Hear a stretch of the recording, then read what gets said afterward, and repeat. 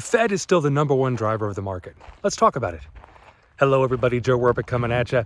And Fed Chairman Powell still, to this day, has basically complete control over how you earn money, how you spend money, how you borrow money, and hopefully this is going to end soon.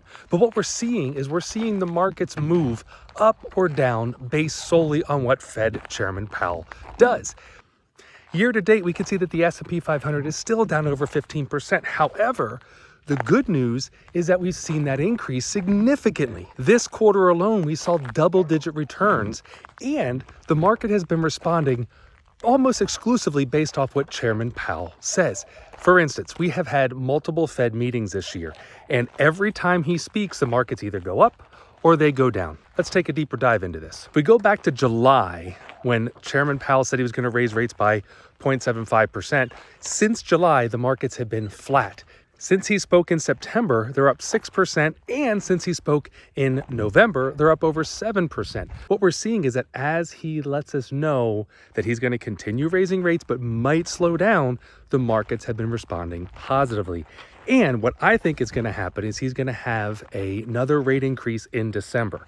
Now, it's a mixed bag. When you see what the Fed's saying, there's a little bit of debate in the Fed of whether or not they'll raise rates by 0.5% or 0.25%. But what they're telling us is they are going to slow down the rate increases. And I think the markets are going to love this. They're really going to be positive about it. So in December, if we see a rate increase of 0.5% or be amazing 0.25%, I think the markets will have one heck of a comeback throughout the end of the year. Add to that the fact that it's Black Friday today and people are out spending money, and Black Friday, one of the biggest shopping days of the year. I was just at the mall and it was packed, lines everywhere.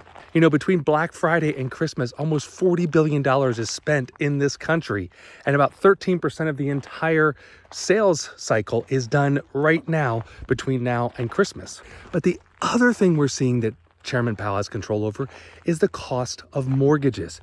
We saw mortgage rates take off this year, go from 2.5%. Just a week ago, they were over 7%. And that's because the banks have no idea when he's going to stop raising rates. They're locking mortgages in for 30 years, so they are charging us way over what the rate should be.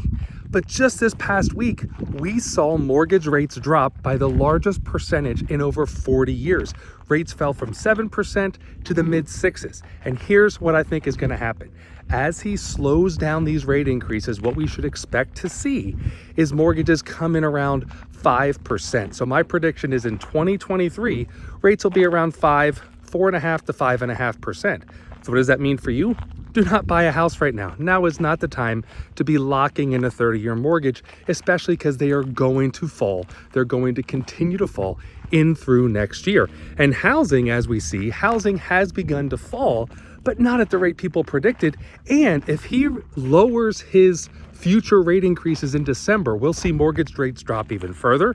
And with the high demand of housing out there, 100 million millennials who need to get a house, I think we are going to see housing continue to climb. It's going to turn around and start going back up again. Why? Because people need houses.